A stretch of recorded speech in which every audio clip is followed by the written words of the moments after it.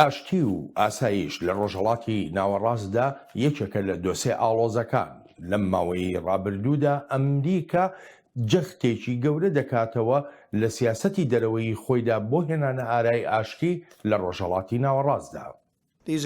ئەم ڕێکەوتنانە دەیسەلمێنێت کە وڵاتانی ڕۆژهەڵاتی ناوەڕاست خۆیان ڕزگار دەکەن لە ڕێبازە شکست خواردوەکانی ڕابردوو. مۆرکردنی ئەم ڕێکەوتنانە مێژوو دەخاتە سەر ڕێڕەوێکی نوێ. وڵاتانی تریش بەم زوانە هەمان هەنگاوی ئەم ڕێبەرە مەزنانە دەنێن. ڕاهەندەکانی دۆسەی ئاشتی و ئاسایش لە ڕۆژهەڵاتی ناوەڕاستدا زۆرن. سەرۆکی ئەمریکا جەخت دەکاتەوە و هیوایەکی زۆریشی هەیە بەوەی کە وڵاتانی تریش لە ڕۆژهەڵاتی ناوەڕاستدا ببنە بەشێک لەم پرۆسەی ئاشتیە. هیوام زۆرن بەوەی وڵاتانی تریش دێنا ڕیزەوە. دەتوانم بڵێم خواستێکی گەورە هەیە لای وڵاتانی تریشەوە تا بەشدار بن لەم پرۆسەیەدا. پێشمان وایە لە کۆتاییدا زۆر وڵات بەشدار دەبن و فەلەستینیەکانیش دەکەونە ڕەوشێکی باشترەوە. ئەوانیش دەیانەوێت بەشدار بن چونکە هەموو دۆستەکانیان بەشدارن. خواستێکی گەورە هەیە بۆ بەشداریکردن لەم سەودایەدا. بەلای ئیسرائیلیەکانەوە دۆسەی ئاشتی دۆسەیەکی تاکڕەهەند نییە، بەڵکو پێویستی بەوەیە لایەنی زیاتر بەشدار بن تایدا وەکاری زیاتر لەسەر دۆسەی ئاشتی و سەقامگیری ئاسایشی لەو ناوچەی جیهاندا بکەن. پیرۆزی ئەم ئاشتیەی دەستمان پێکردووە شتێکی مەزن دەبێت چونکە ئەم پرۆسەی ئاشتیا فراوان دەبێت و وڵاتانی تری عەرەبتیادا بەشدار دەبن و هەروەها لە کۆتاییشدا دەتوانێت قەیرانی عەرەب ئیسرائیل بە تەواوەتی کۆتایی پێبێنێت. هاوپەیمانە نوێیەکانی ئیسرائیل جەخت دەکەنەوە لەوەی هەر هەنگاوێکی بۆ ئاشتی و ئاسایش لەو ناوچەیەدا دەینێن بەشێکە لەو پشتیوانیانەی کە بۆ گەلی فەلەستین دەیکەن. میرنشینە یەکگرتوەکانی عەرەب لەو بڕوایەدایە کە ڕۆڵی ئەمریکا لە ڕۆژهەڵاتی ناوەڕاستدا ئەرێنیە. بەڵگەی ئەم بڕوایەش ئەو ڕێکەوتنەیە لێرە لە کۆشکی سپی مۆرمان کرد و ئەمریکا ڕۆڵی پێشەنگی تێدا هەبوو. لە مێژووی مرۆڤایەتیدا دەدرۆشێتەوە بۆ هەموو ئاشتی خوازن لە سەرانسەری جیهاندا. بۆ ئێمەش لە میرنشینە یەکگرتوەکانی عەرەب ئەم ڕێکەوتنە تواناییمان دەداتێ بۆ پشتیوانی لە گەلی فەلەستین و هیواکەیان بۆ هەبوونی دەوڵەتی سەربەخۆ لە ناوچەیەکی سەقامگیر و گەشەکردوودا. ئامانجیش لە هەموو ئەم پەیماننامانە کارکردنە بە ئاراستەی سەقامگیری و پەرسەندنی بەردەوامدا. ئەم ڕێکەوتنە هەنگاوێکی گرنگە. ئێستاژ ئەو ئەرکەمان لەسرە بە خێرایی و چالاکانە کار بۆ ئاشتی و ئاسایشی هەمیشەیی بکەین کە خەڵکەکەمان شایستەیەن و چارەسەری ڕەوا و دادوەرانەی هەبوونی دوو دەوڵەت بۆ قەیرانی ئیسرائیل و فەلەستین دەبێتە بەردی بەناغەیەوە ئاشتیە. لەبیرمان نەچێت وەک شیکەرەوە ئاماژەی پێدەکەن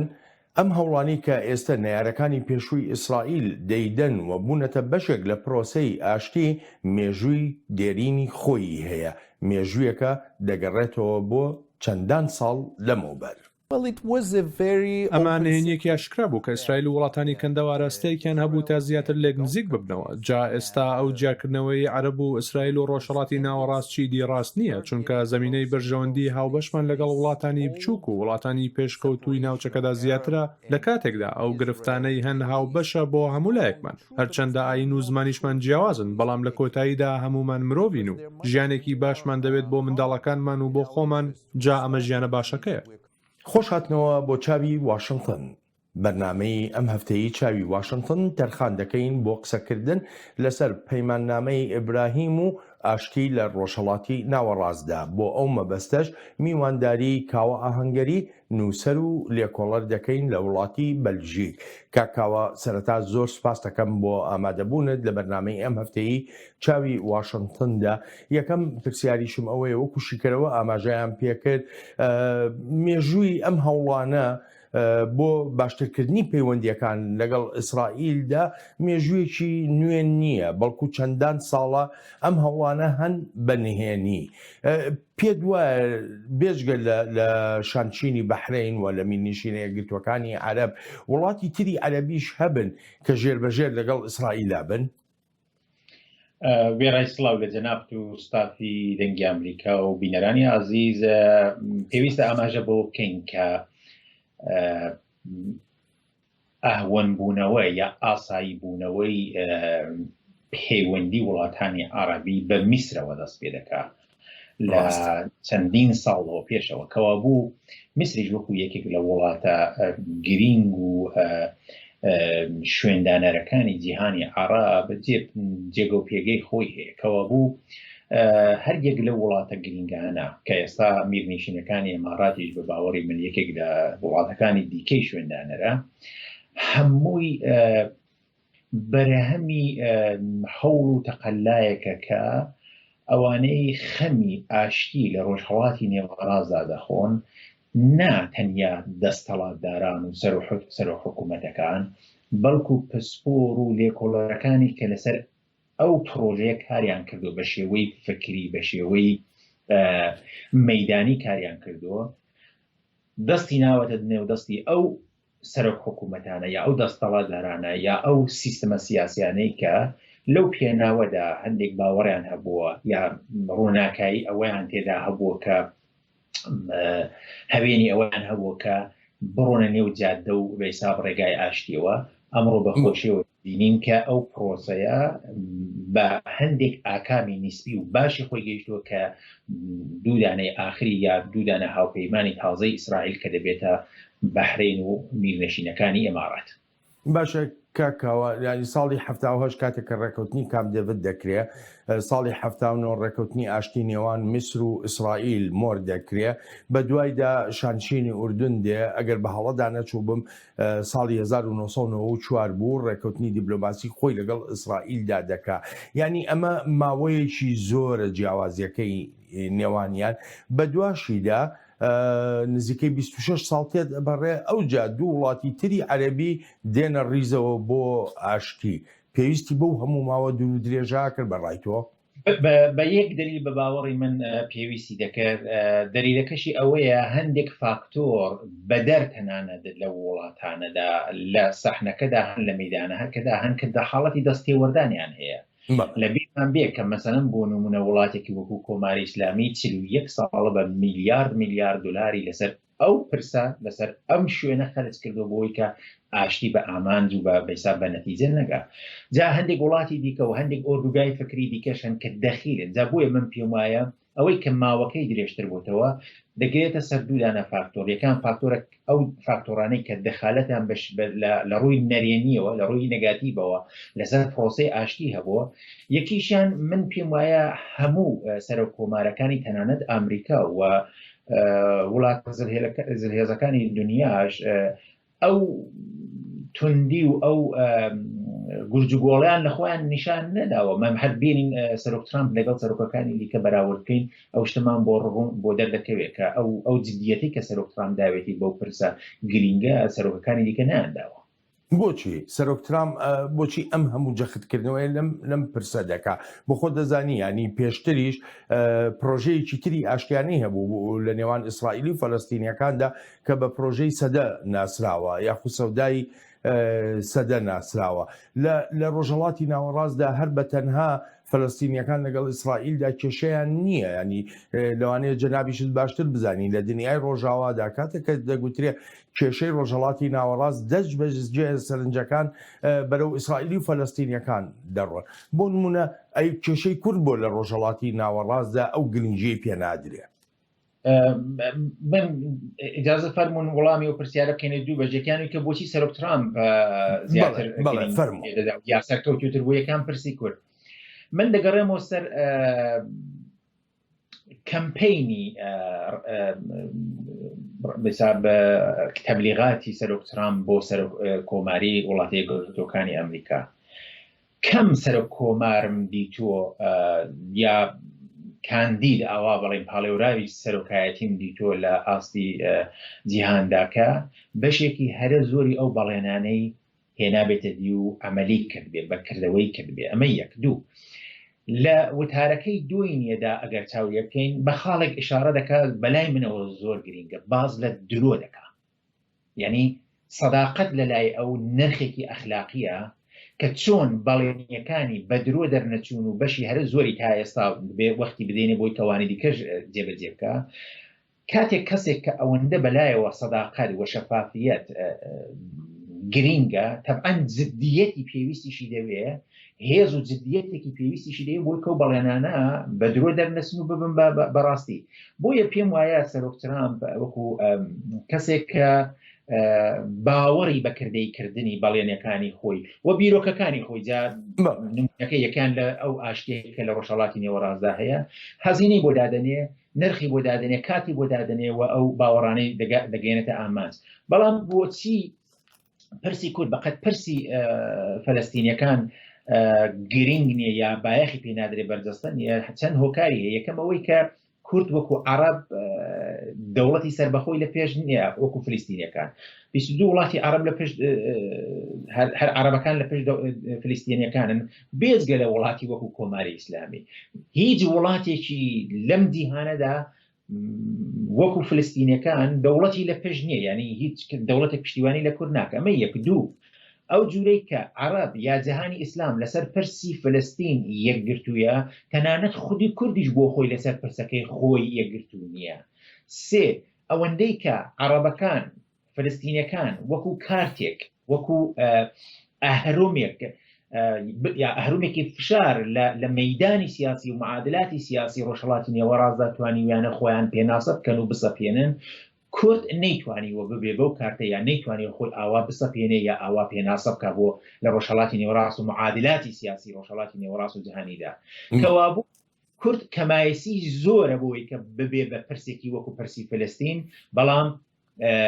ناومێدیش نین من پێم وایە دوای پرسی فلستین گرنگترین پرسی کوردە و پرسی کوردیش چون پاشخانێکی یەکجار زۆر گەورە و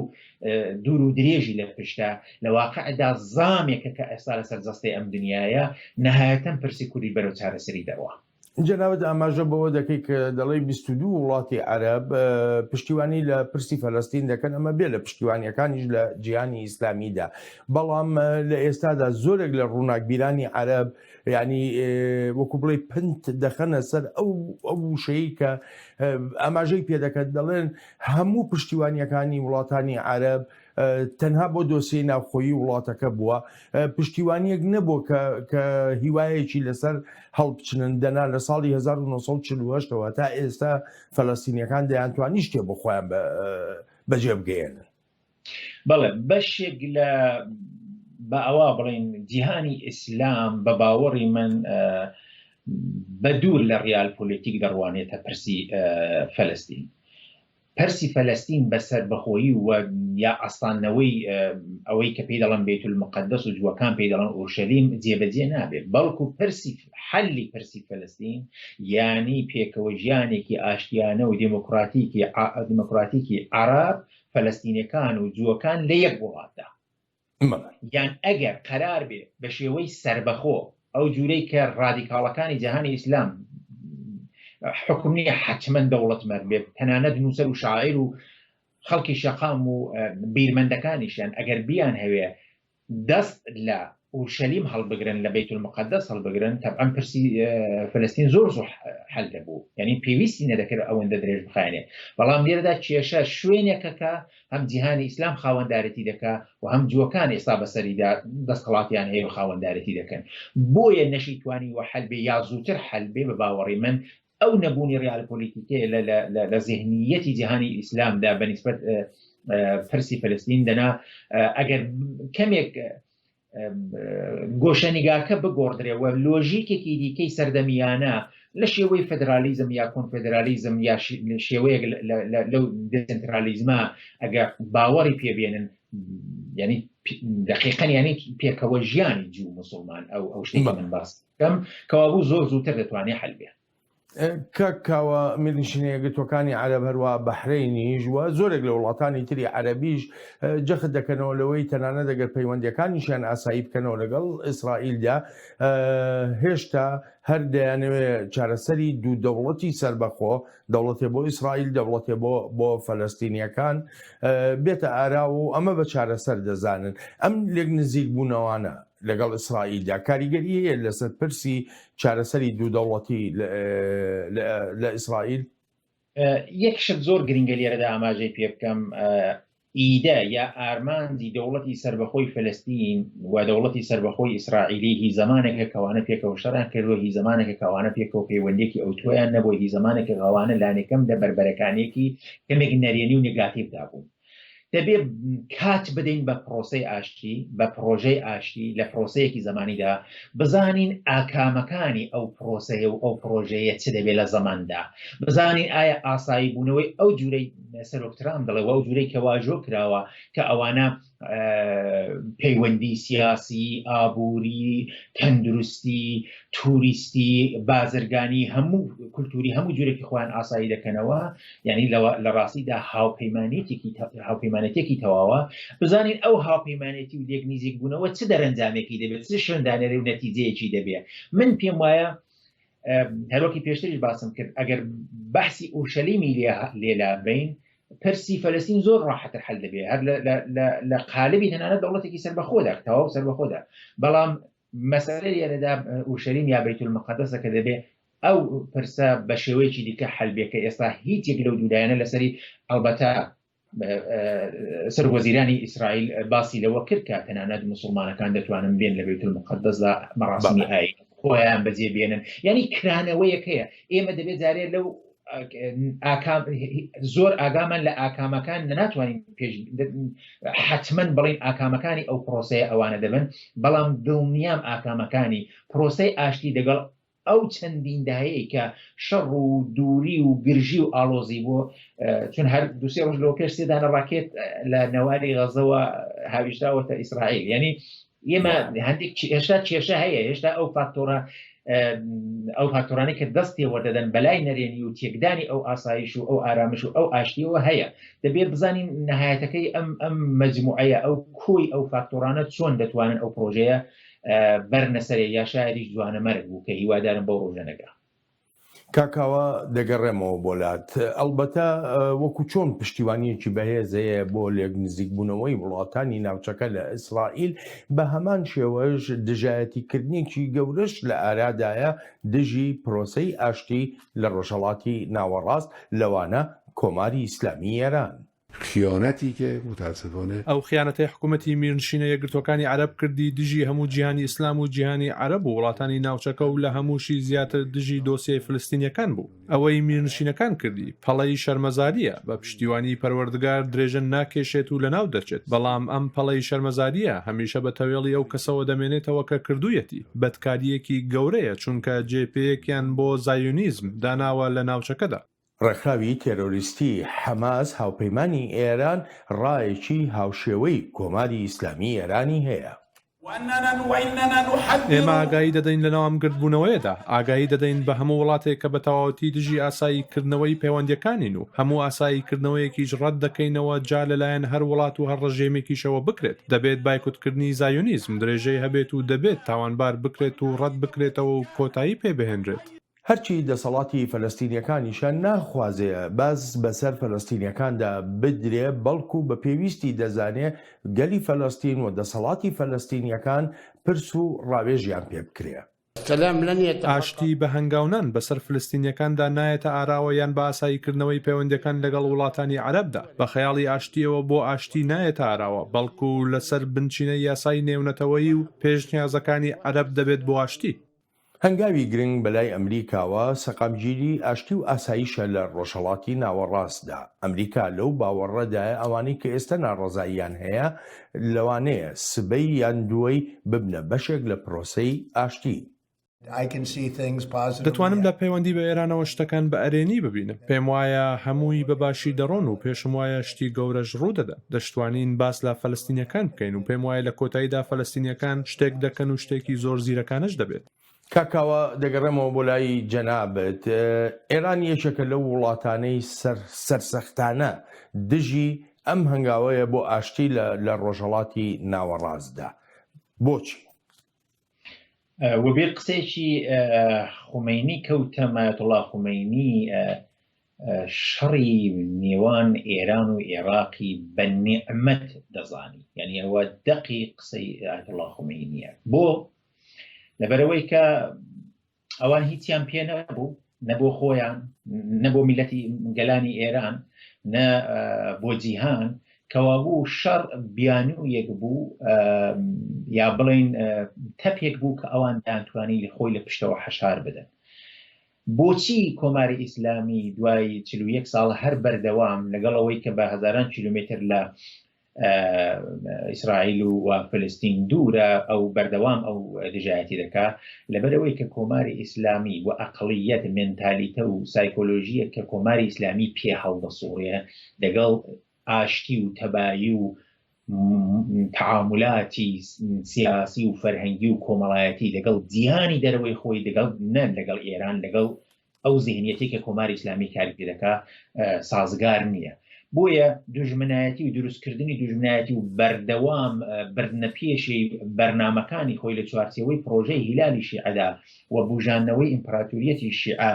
لەو نێوەدا ئەولەویەتی هەیە بۆ کۆماری ئیسلامی کەوا بوو ئاشتی لە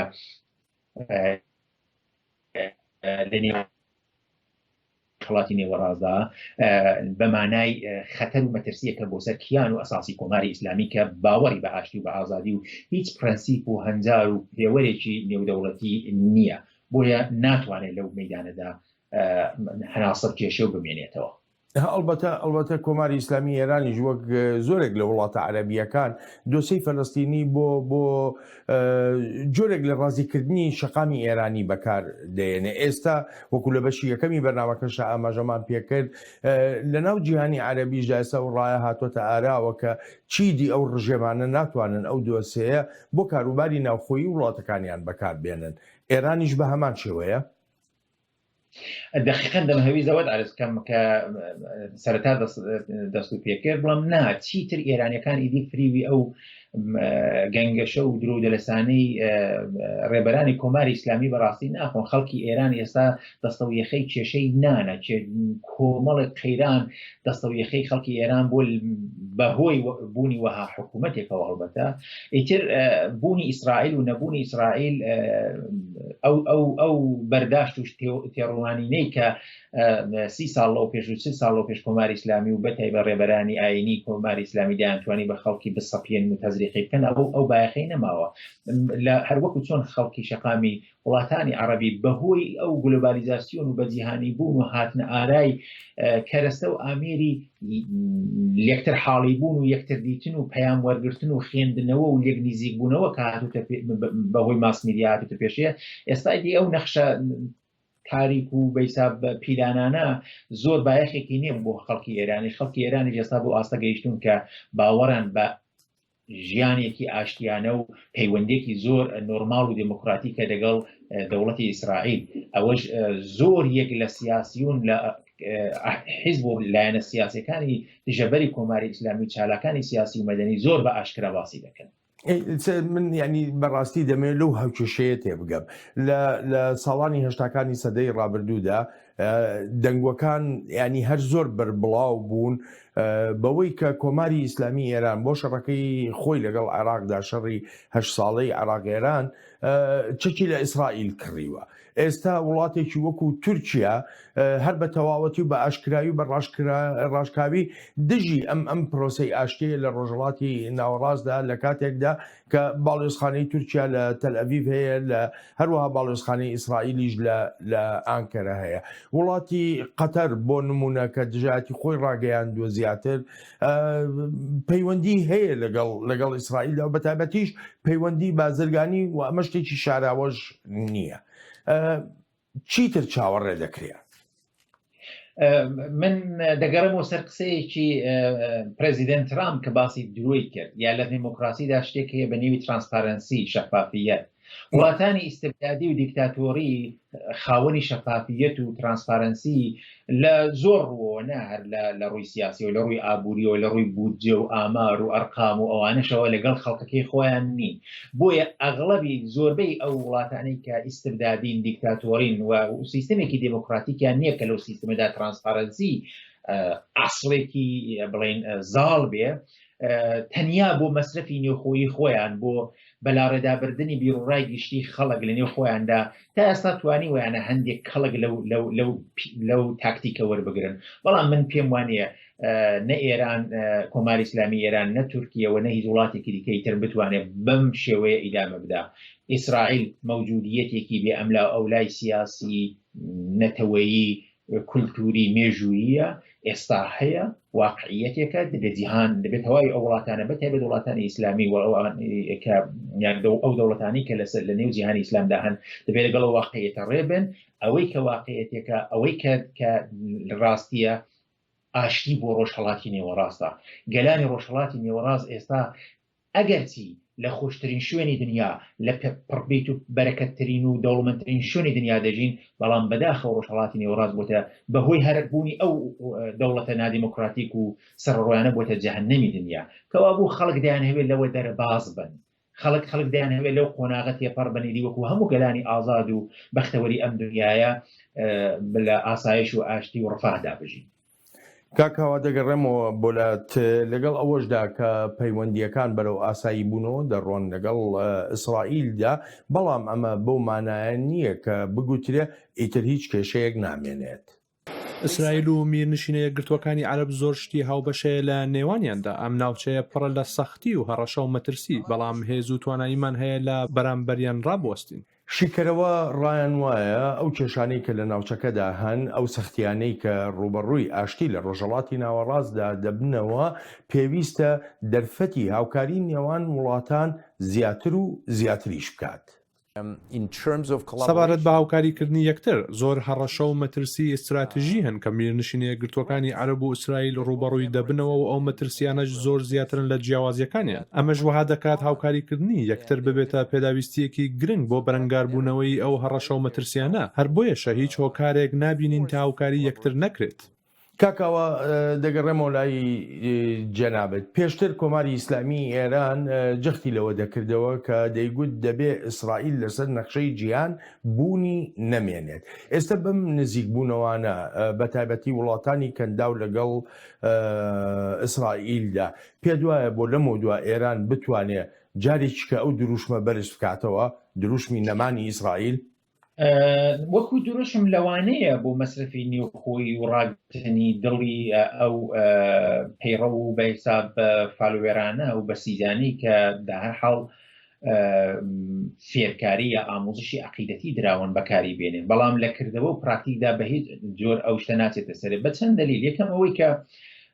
من ئەوەندەی کە دەیبینم پرەزیدنت ترامپ و بەگشتی ئیدارەی ترامپ بەرنامەیەکی جددی و عەمەلیان بۆ ڕۆژهەڵاتی نێوەڕاست هەیە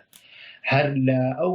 هاوپەیمانێتیەداوە لەو باسەدا هاتوتە پێشیەکە پرەزیدنت ترامپ بە هیوایە کە سەرمایەگوزارێکی زۆر باش یارمەتێکی زۆر باشی فلستینەکان لە زۆر ڕوو لە بەتایبەت لە ڕووی ئابووری و کۆمەڵایەتی و بێداشتی و تەندروستی و ئەوانەوە بکە کەوا بوو هێنانەوەی گەلی فلستین بۆ ئاستێکی باشتر یا بەرەو ئاستێکی باشتر بردن و ئاشکردنەوەیان لەگەڵ جیهانی پێشکەوتەیە و تێکەڵکردنیان بەو قەتاری ژیانەیە شتێکی زۆر ئاساییە وەختێک کە پرەزیدنت ترامپ یا ئیدارەی ترامپ من پێم وانێ لێرەدا پرەزیدنت ترامپیش بە تاقیتە نێبێ من پێم وایە کە یەکێتی ئوروپا و ڕۆژاواش حتمما پشتی دەگرن وەلو ئەگەر ئەو پرۆژەیە بڕاتە پێشێ حتمما پشتی دەگرن و پشتیوانی دەکەن لێرەدا بەنەباوەڕی من گەلی فلستین لە نێوان کۆماری ئیسلامی کە حەماس تەغزیە دەکا و پۆڵی پێدەدا چەک و تەقەمەنی دەداتێ و کوشت و کوشتار و شەڕی بۆ بەخەڵاتێناوە و لە نێوان وڵاتانێک یا زلهێزەکانێک کە حازرن یارمەتی گەلی فلستین بدەن بەرژەوەندیان تەمین بکرێ ئاسایش و تەندروستی و تێکەڵبوونیان بە جیهانی پێشکەوتی ئەوڕۆتەمریکا حتمما ئەو لایە هەڵدەبژێرن بۆیە غیر ئەز ئەوە مەسئلەیەکی دیکە کە من لە لای خۆمەوە وەگلێکدانەوە باوەڕم پێی هەیە ئیدی ئێستا کۆماری ئیسلامی خەریکە بەتەنێ دەمێنێتەوە ئەوە ئێمارات ئەوە بەحرین ئەوە مسر ئەوە وڵاتانی دیکە هەموو خەریکن لەگەڵ ئیسرائیل ئاش دەبنەوە هاوپەیمانەتی پێک دێنن ئیدی کۆماری ئیسلامی باسی چی دەکا باسی چێ دەکا ئەگەر ئەو پرۆژەی ئاشتیە بڕاتە پێشێ بە باوەڕی من تەنانەت خەڵکی ئێرانیش لە کۆماری ئیسلامی قبوڵ ناکەن بۆی کە ئیدی ئەو پرۆپاگاندانە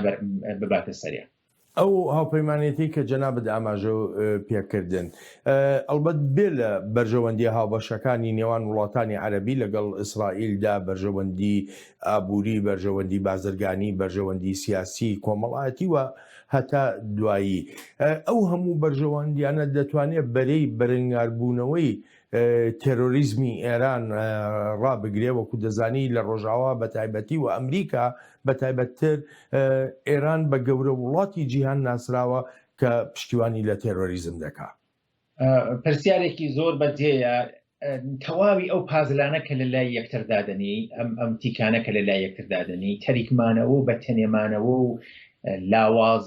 تربوونی کۆماری ئیسلامیمان پێ دەڵێ کەوابوو ڕژیمێک کە ئێستا خەریکە بەتەنێ دەمێنێتەوە و ئەو یارگیرانەی پێشتر کە کردبووی و تەواوی ئەو سەرمایە گوزاریانەی کە بە میلیارد دلار لە پرۆژەی هیلالی شیعەی خۆیدا لە عێراق و لە سووریە و لە لوبنان و لە یەمەن و ئەوانە کە کردبووی ئەمڕۆ دانە بەدانەی خەڵکە بۆش و بەتاڵ دەردێن چون ئیمکانی نییە تەنانەت ئەوەشمان لەبیر بێت لە پادشایەتی سعودیش ڕێفۆرم و چاکەسازی دەستی پێکردووە یعنی دەمەوێت بەڵام تەنانەت شوێنێک کە پێتەختی جیهانی ئیسلامە کە مەکتەبێ ئەو دەوڵەتی کە حاکمە بەسەر ئەو وڵاتەدا لەوێش چاکەسازی سیاسی و کولتوری و کۆمەڵایەتی دەستی پێکردووە بەو مانایە کە هەموو جیهانی عەرەب و جیهانی ئیسلام خەریکە ڕوو لەو پێشکەوتنە دەکا کە بەشەر ناچارە قبوڵی بکە و بچێتە نێو سازوکار و ئەو نەظم و نیزامەی کە سالارە بەسەر ئەو حاکمی ئەو ژیانە نوێدا بەڵام کۆماری ئیسلامی ڕۆژ بە ڕۆژ بە تەنیا دەمێنێتەوە و هەموو ئەو سەرمایە گوزارانەی کردووە لەواقعدا دۆڕانێک وە شکستێکی ماڵی و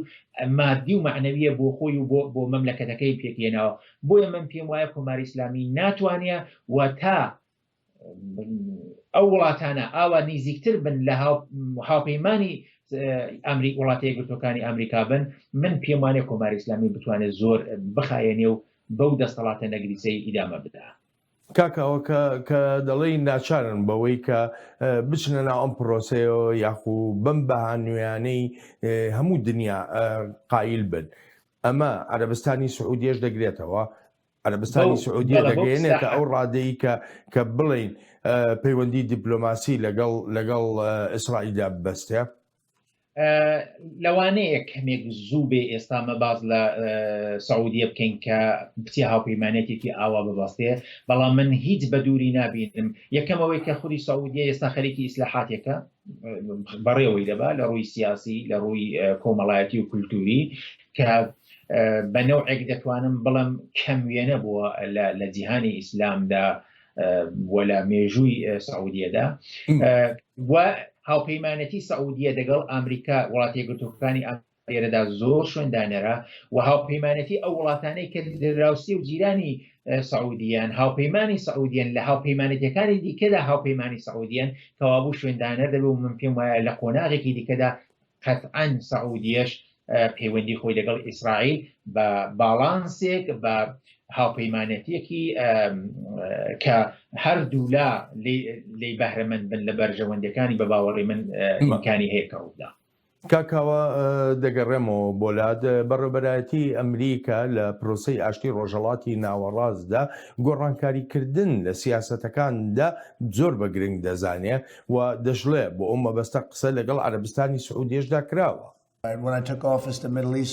کاتێک پۆستی سەرۆکایەتی وەرگرت ڕۆژهەڵاتی ناوەڕاست لە ئاژاوەیەکی بێچەند و چووندا بوو من متمانەم گێڕایەوە لەگەڵ هاوبەشەکانماندا پێکەوە خلافەتی داعشمان بە تەواوەتی لەناو برد ڕادیکاڵەکانمان لە پەراوێز ناوە ئەوانەی ئیسلام ناشرین دەکەن و ناسەقامگیری دەهێنن ئەمڕۆ وڵاتانی ناوچەکە و جیهانیش لێک نزیک دەبنەوە هاو هەڵوێستن لە سووربوونیان بۆ هەبوونی ئایندەیەکی باشتر تا ئەو بەدکارانەی تیادا نەبن کە درێژە بە تیرۆر دەدەن قسەم لەگەڵ شا سلمانی عەرەبستانی سعودیەشدا کردووە کەسێکی شکۆمەندە ئەوەی پێشتر لە بەرامبەر تیرۆر دەیکرد زۆر جیاوازترە لەوەی پاش ئەوەی ئێمە هاتی نام ئۆفیسەوە. هەوڵەکانی ئەمریکا بۆ جێگیرکردنی ئاشتی و ئاسایش لە ڕۆژهەڵاتی ناوەڕاستدا بەرز ڕاگیراوە و وهای کردووە لە ئەوروپادا داوا بکرێ خەڵاتی نۆبڵ ببەخشرێتە بەرپرسی یەکەمی سیاسەتی دەرەوەیی ئەمریکا. من سەرۆک ترامپم پێشنیاز کردو بۆ خەڵاتی نۆبڵ چونکە دەستکەوتی گەورەی بەدەستێناوە لە زەمینە ڕەخساندن بۆ ئاشتی نێوان ئیسرائیل و میرنشینە یەکگرتووەکانی عەرەب نمونەیەکی داناوە بۆ پەرەپێدانی ڕۆژهەڵاتی ناوەڕاست و هیوادارم وڵاتانی تریش بەشداری بکەن لەم ڕێککەوتنی ئاشتیەدا و ببنە بەشێک لە ئاساییکردنەوەی پەیوەندیەکانی نێوان ئیسرائیل و ڕۆژهەڵاتی ناوەڕاستدا. ئەم پێشنیازە لە کاتێکدایە کە ڕوانینی جیاواز لەسەر سیاسەتەکانی سەرۆک ترامپ هەن بەڵام وەک ئەم ئەندام پەرلەمانەی نەرویژ دەڵێت پێویستە کارە گەورەکانی سەرۆک ترامپیش ببینرێن. زۆر شت لەبارەی داناڵد ترامپەوە دەبیستین هەندێک شتی نەرێنی هەر بۆیەشە لە سەراستی نێونەتەوەی فرامۆش کراوە لە سەراستی نێونەتەوەی هەندێک شتی کردوون کە دەشێت جێ سەر سوڕمانی زۆر کەس بن بەڵام هەر بەڕاستی بەرەنجامی خۆی دەبێت سەرۆک ترامپ لە هەوڵەکانیدا لەگەڵ خەڵکدا زمانی دیپلۆماسی بەکار ناهێنێت ئەوەی دەیەوێت بیڵێت ڕاست و ڕەوان و ڕاشکاوانە دەیڵێت و بڕوای بە چە شتێکیش هەبێت بەڕوونی دەیڵێت و دەیکات هەروەها ڕێبەرانی وڵاتانیش پێکەوە کۆ دەکاتەوە ئەمە شتێکی گەورەیە کاکاوە دەگەڕێمەوە بۆ لا دەگەر بە کورتی پێم بڵێ ئەمریکا بە چ ڕێگەیەک دەتوانێت فشار لە سعودیە بکە بۆ ئەوەی ببێتە هاوپەیمانی ئیسرائیل لە ناوچەکەدا ئەمە ئەگەر بیێ فشار بکە ئەمەم پێم وابێ یەکێک لە هۆکارەکانی ئەوەی کە سعودیە لەگەڵ ئەمریکا دەتوانێت ڕێگە بکەوێت بوونی خەتەرێک یا مەترسێک بە نێوی کۆماری ئیسلامیە یەکێک لەو فاکتۆرانەی کە دەتوانێت سعودیە پاڵ پێوە بنێ کە ڕێک بکەوێ کۆماری ئیسلامی و هەموو ئەو میلیشیا شیعەیە کە کۆماری ئیسلامی لە ماوەی ئەو چەند ساڵی ڕابردوودا لە جیهانی سنیدا دروستی کردووە ئەمە یەکێک لە فاکتۆرەکانە دووهەم ئەوەی کە خودی سعودیەکان و نەوەی نوێی سعودی پێویستی بەکرانەوە و پێداچوونەوەیەک بە سازوکاری ژیان و سیستمی سیاسی و کۆمەڵایەتی و کولتوریە و ئەو ڕێفۆرم و ئیسلاحانەی کە لەوێش دەستی پێکردووە ڕێک لەو پێناوەیە سێوەم ئەوەی کە سعودیە هاوپەیمانێکی ئەمریکایە لە زۆر ڕۆوە و معادلات و معاملاتی سیاسی و ئابووری زۆر باشیان هەیە پێکەوە کەوابوو بە قازانجی سعودیەیە کە ئەو هەنگاوە جندیانە بنێتە پێشێ هەروەکو بۆ خۆشتان فەرمووتان ئەو هاوپەیمانێتیە شتێک نییە کە کوتوپڕ لە شەوێکدا ڕووبدا و تەنیا لەسەر کاغەز بێ ئەوە شتێکە کە متاڵای لەسەر کراوە قسەی لەسەر کراوە زۆر لە مێژە کاری بۆ دەکرێت کەوابوو بێگومان بین لەوەی کە سعودیەش چرای سەوزی داوە ینی ئۆکەی داوە بەو پرۆژەیە بۆیە بۆ خۆشی لەوانەیە لە داهاتوودا ئەو نێوانی خۆی یا پەیوەندی خۆی لەگەڵ ئیسرائیل ئاسایی بکاتەوە کەواتە لە تەواوی ئەم بەرنامەیەدا ئێمە لەوە تێگەیشتین کە ئەم پرۆسی ئاشتێ لە ڕۆژهەڵاتی ناوەڕاستدا ینی بەشێکی گرنگی بەرەنگاربوونەوەی سیاسەتە پاوەندخوازیەکانی کۆماری ئیسلامی ئێرانە بەڵام ئایا ئەمە وەها دەکا کە ئەوروپا پێداچوونەوەیکی بنچینەیی بکە بە سیاسەتەکانی خۆی لەگەڵ کۆماری ئیسلامی ئێراندا؟ بێگومان من پێشتری زۆر بەڕاشکاوی ئەوم باس کردو کە پەیوەندی نێوانی یەکێتی ئەوروپا و ئەمریکا پەیوەندێکی استراتیژیکە یعنی یەک بە هەزار ئەگە بینی لەگەڵ کۆماری ئیسلامی هەڵی سەنگێنین هیچ کاتێک ئەوروپا نایە یەک هەڵبژێرێ هەزار لەدەست بدا کەوابوو دڵنیام لەوەی کە یەکێتی ئەوروپا بەهۆی هاوپەیمانێکی کە لەگەڵ وڵاتە یەکگرتووەکانی ئەمریکا هەیەی شتێکی یەک ڕۆژە و یەک ساڵە و 200 ساڵەش نییە هەمیشە پێکەوە بوون و هەمیشەش پێکەوە دەمێنەوە ئەگەرچی هەندێک لەباری سیاسیەوە لەگەڵ سەرۆک ترامپ هەندێک جیاوازیە بۆچوونیان هەبێت بەڵام پەیوەندی استراتیژیکی ئەوان هاوپەیمانەتی استراتیژیکی ئەوان بێگومان فدای ئەو بەرژەوەندیە کەم و چووکانە ناکرێت لەگەڵ ئێران دەتوانێت دەست بکەوێت ئەو جیاوازی کە جەنابەت ئاماژەوە پێکردن لەگەڵ سەرۆک ترامپدا کاریگەری دەبێت بەسەر ئەوەی وەکو ئەو ئەندام پەرلەمانەی نەرویژ داوای کردووە یا پێشنیازی کردووە کە سەرۆک ترامپ خەڵاتی نۆبڵی پێ بەخشرێ من لە ئەوڵەوە زۆر یەک نەبووم لەگەڵ چۆنێتی ڕوانینی یەکێتی ئەوروپا بۆ سەرۆک ترامپ دلیلەکەشی ئەوەیە کە بەشێک لەو بۆچوونانە لەژێر هێژمونی ئەو بیرۆکەی یا باڵی چەپی نێو یەکێتی ئەوروپا و پارلەمانی ئەوروپا بوو بەڵام ئەوڕۆ دیتمان ئەو ئاواتەی کە یەکێتی ئەوروپا هەیەی وە تەنانە سۆسیال دموکراتەکانی نێو یەکێتی ئەوروپاش بە تەواوەتی پشتیوانی لە ئیسرائیل دەکەن من لە هەندێک کۆبوونەوەی زۆر گرنگی سۆسیال دموکراتەکان بووم مەوجودیەتی ئیسرائیل بۆ ئەوان خەتی سوورەوە لەگەڵ هیچ شتێکی دیکە معاملەی پێ ناکەن جا بۆیە من وایە ئێستاکە کە ئەو ئاشتیە بەکردەوەیی دەبیندرێ و دەچێتە پێشێ یەکێتی ئەوروپا وەرچەرخانێکی باشتر دەکا بە نیسبەت سیاسەتەکان و لێدوانەکانی لەو 3 ساڵی ڕابردوودا کە بەرامبەر بە ئیدارەی ترامپ هەی بووە کاکاوە سوپاس دەکەم بۆ بەشداری لە بەرنامەی ئەم هەفتەیە چاوی واشنگتندا سوپاس و پێزانین سوپاس بۆ ئێوەش ئەڵبەتە ئازیزان سوپاسی بێپایانم بۆ ئێوەی خۆشەویستە کە تا ئێستا لەگەڵماندا ماونەتەوە تا بەرنمەیەکی نوێی چاوی واشنگتن ڕێز و خۆشەویستی ستافی بەرنامە وەهی خۆیشم بەڵێن ساڵح پەسەند بفەرمونون هەر لە خۆشیە جەتان بێڵ.